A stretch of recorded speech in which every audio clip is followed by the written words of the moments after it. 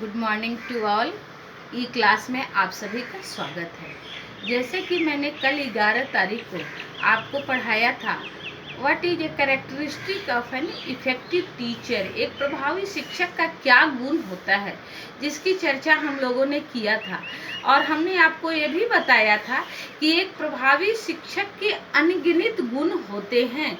जैसे हमारा लेटर है, ए से लेकर जेड तक 26 लेटर है। अगर हम एक एक लेटर से प्रभावी शिक्षक के दो दो गुणों को निकालें तो हमारे पास 52 गुण हो जाएंगे प्रभावी शिक्षक के। तो उस पर हमको याद करने की ज़रूरत नहीं है, हमको कोई रटने की ज़रूरत नहीं है। हम अपने दिमाग से प्रभावी शिक्षक के गुणों को लिख सकते हैं और दूसरे को बता सकते हैं। मैंने आपको बताया भी था कि एक प्रभावी शिक्षक में अनेकों गुण होते हैं।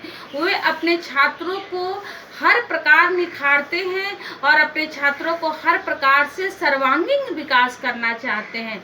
तो आज हम लोग देखेंगे और आप लोग भी बताएंगे।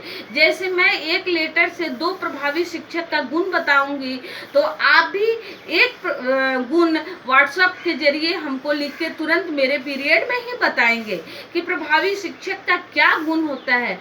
तब हम लोग मिलजुल कर याद करेंगे। आइए बोर्ड पर देखते हैं। हमारा टॉपिक है teaching as a profession, characteristic of an effective teacher. हमने कल कहा था ए से जेड तक हमारे पास कम से कम 52 क्वालिटी आ जाएगा। मान लीजिए ए से आप बता सकते हैं क्या हो सकता है। मैं आपको बताती हूँ। एबिलिटी इन टीचिंग,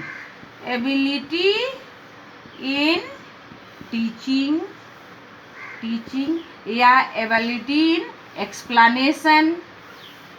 एक्सप्लेनेशन एक गुण हो गया। इसका हिंदी क्या होगा? पढ़ाने की दक्षता या एक्सप्लेन करने की दक्षता। दूसरा हो जाएगा एडवांस्ड माने क्या होता है? अग्रिम। भविष्य में क्या होने वाला है, इस चीज की जानकारी शिक्षक को होनी चाहिए और शिक्षक इसके बारे में अपने बच्चों को बता सकते हैं। और एक आप भी गुण लिख के हमको व्हाट्सएप में भेजेंगे, जो मैं आपको देख के बताऊंगी कि सही है कि गलत है।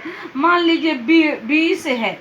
बी से होता है बोल्ड का हिंदी होता है क्या, बता सकते हैं? बोल्ड का हिंदी होता है साहसिक। दूसरा होता है बिहेवियर।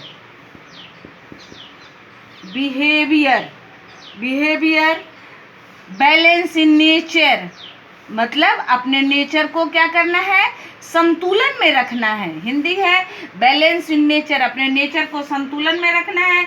बोल्ड साहसिक होना है। बिहेवियर, गुड बिहेवियर कैसा होना है बच्चों के साथ? गुड बिहेवियर होना है, अच्छा व्यवहार होना है, तभी बच्चे हमारे बातों को समझेंगे। सी से क्या हो सकता है, आप बता सकते हैं? सी से क्या हो सकता है? Character good. कैरेक्टर कैसा होता है?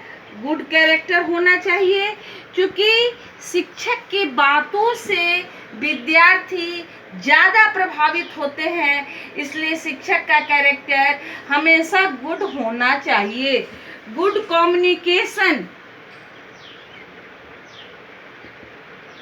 कम्युनिकेटर होना चाहिए। अच्छा वक्ता होना चाहिए, अच्छा प्रवक्ता होना चाहिए, गुड कम्युनिकेटर होना चाहिए। ऐसे डी से क्या हो सकता है? डी से हो सकता है डेमोक्रेटिक